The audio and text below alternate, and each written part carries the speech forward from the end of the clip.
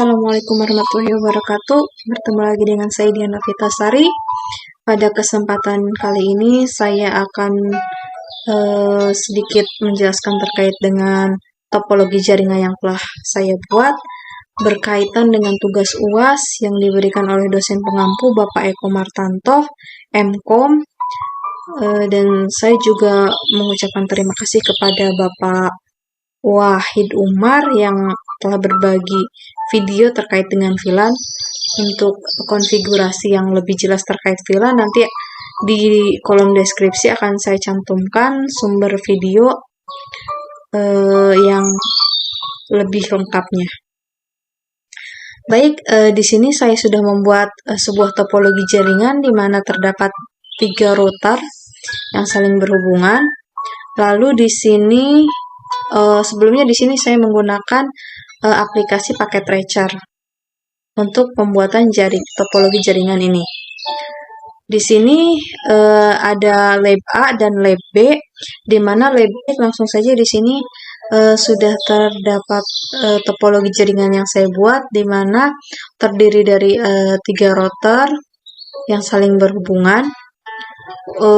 Untuk yang di sebelah sini, ini akan kita buat VLAN dengan lab A terdiri dari 100 VLAN dan lab B 200 VLAN 200. Lalu di sini akan kita setting menggunakan DHCP, bukan statik. Jadi kalau DHCP itu dia bisa setelah kita atur VLAN-nya, dia akan menampilkan IP secara otomatis. IP dan gateway secara otomatis. Baik, di sini untuk pengaturan class VLAN-nya sendiri, kita atur di bagian switch-nya seperti tampilan di screenshot yang telah saya buat. Untuk pengaturan switch sendiri, di sini kita harus konfigurasi switch-nya dengan cara menyalakan dulu, enable dulu switch-nya. Setelah switch di enable, lalu masukkan konfigurasi terminal, bisa juga lalu setelah itu kita konfigurasi VLAN-nya. Di sini VLAN, kalau di sini dari sumber yang saya dapat, VLAN punya Bapak Wahid ini, dia membagi VLAN lab A itu dengan nama regu A, dan lab B-nya itu dengan nama regu B, dan VLAN yang A-nya itu terdiri dari 10 VLAN, dan yang B-nya itu dari mulai VLAN ke 20. Sedangkan kan kalau misalkan di sini dimulai dari 100 dan 200 ya. Jadi untuk VLAN lab A ini namanya tinggal diganti jadi name lab A, lalu VLAN-nya itu VLAN 100. Lalu yang setelah kita exit masuk ke VLAN kedua, yaitu di sini harusnya 200 dan name-nya menjadi lab B. Lalu kita exit. Setelah itu akan muncul seperti ini. Kita show, akan muncul seperti ini. Ada, kalau misalkan yang saya buat ini, di sini tulisannya jadi lab A, lab B aktif, dan ini juga terdiri dari 100 dan bawahnya itu 200. Lalu selanjutnya, setelah kita atur VLAN-nya, lalu kita enable VLAN-nya dengan cara memasukkan interface dari port-port yang telah kita buat. Untuk server ini saya menggunakan port 1, untuk yang komputer PC 0 itu port 2, ini port 3, port 4, port 5, port 6, dan yang ini port 10. Lalu di sini untuk yang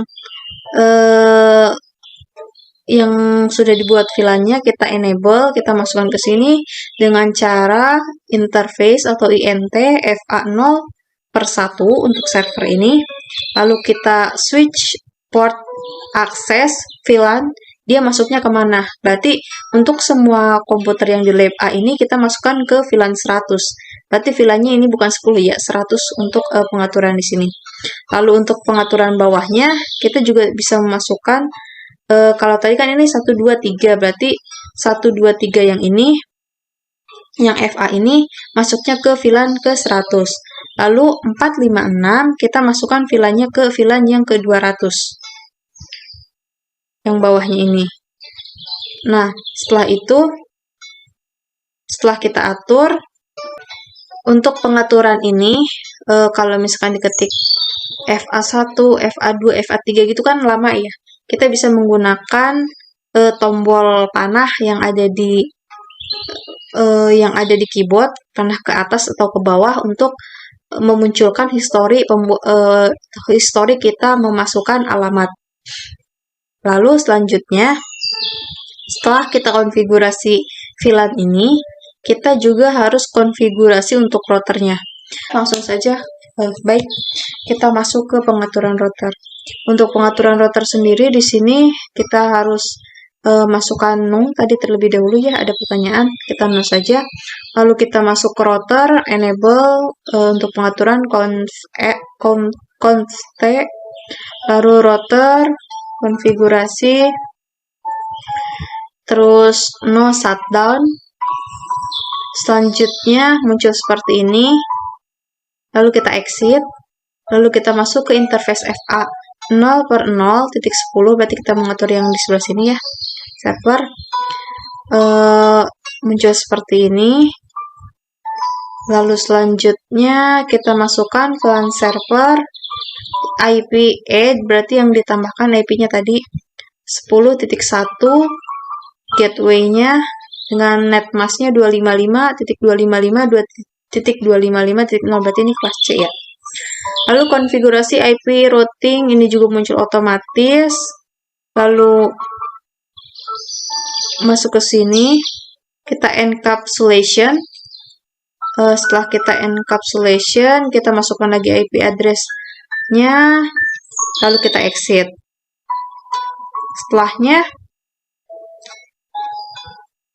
Setelah kita exit, kita IP DHCP untuk mengaktifkan DHCP-nya, DHCP pool regu A ini jadi diganti menjadi lab A, network 192.168.10.0, terus ini IP-nya, lalu bawahnya itu netmask-nya, default router 192.168.10.1, lalu exit.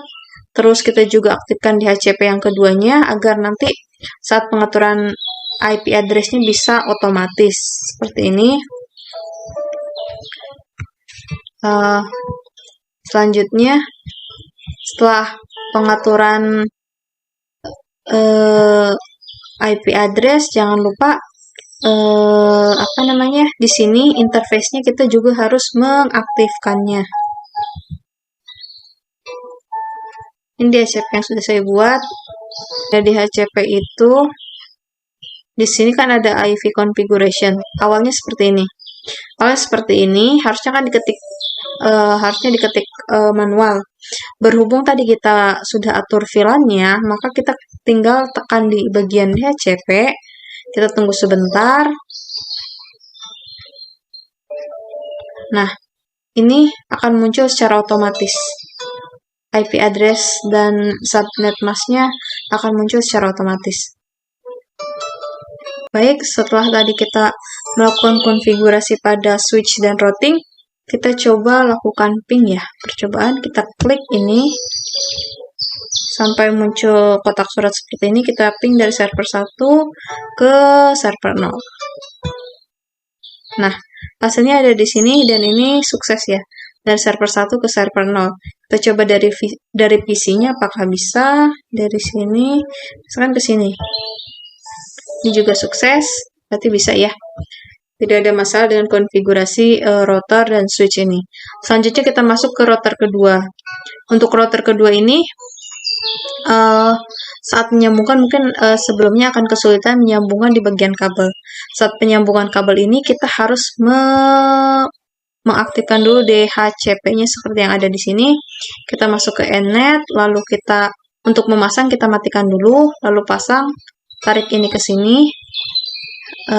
Jika yang berhubungan dengan router ini ada 2, maka pasang keduanya. Tapi jika misalkan routernya hanya 1 pasangannya, seperti yang bagian sini ujung, satu, maka yang dipasang hanya satu saja, tidak usah dua-duanya.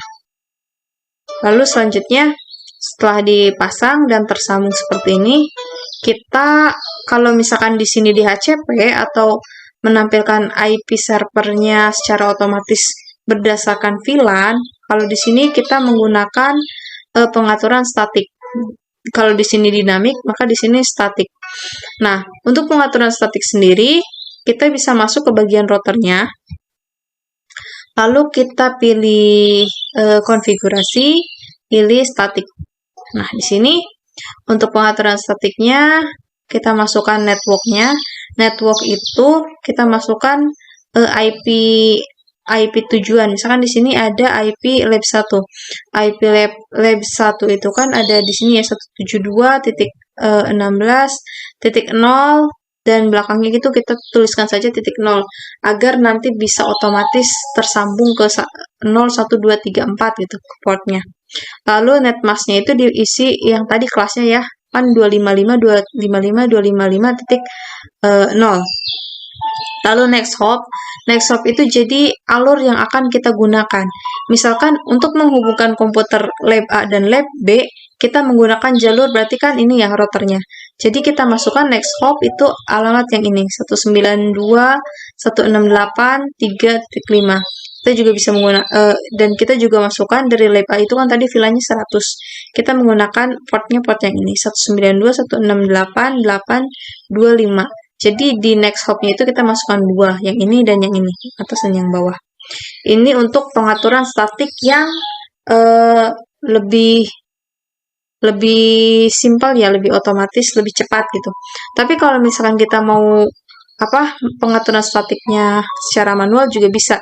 Kita ketik di sini, lalu kita masukkan IP address-nya.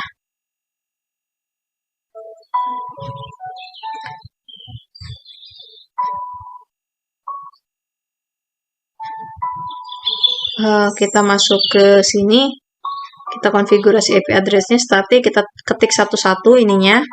Setelah kita ketik satu-satu, lalu kita masuk ke bagian sini CLI. Nah, di sini juga konfigurasinya sama sih seperti tadi ya, seperti yang kita lakukan konfigurasi di router dan switch ini, kita harus mengaktifkan interface-nya dulu.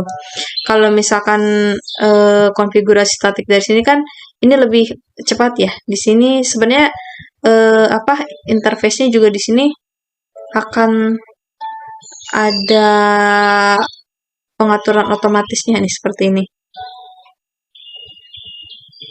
Config terminal. Di sini yang sudah saya masukkan itu ada dari 192, dari ini 192.168, berarti kita masuk ke satu yang titik 5, berarti yang ini nih, komputer ini ke sini. Komputer ini, PC yang ini nih, 192.162.5, dia masuk ke router ini, dihubungkan ke sini melalui jalur yang ini, 192.168.2.6, seperti itu, dan seterusnya hingga saling berhubungan. Jika antar routernya sudah berhubungan, maka kita bisa melakukan ping. Contohnya dari sini, ini kita ping ke sebelahnya sini. Nah, akan muncul seperti ini, sukses. Lalu kita juga bisa melakukan ping, misalkan dari sini, sini. Kita lihat statusnya juga sukses. Sebaliknya, misalkan dari sini ke sini. Nah, ini juga sukses. Berarti konfigurasinya berhasil ya untuk semua router ini saling berhubungan. Semoga video ini bermanfaat. Saya rasa cukup sampai di sini untuk penjelasan terkait VLAN dan juga DHCP dan statik. Untuk pengaturan secara lengkapnya terkait DHCP dan statik nanti saya akan masukkan ke deskripsi terkait video pengaturan yang lebih lengkap karena saya juga mengambil sumber dari sana. Dan Kurang dan lebihnya mohon dimaafkan. Billahi taufiq wal hidayah. Wassalamualaikum warahmatullahi wabarakatuh.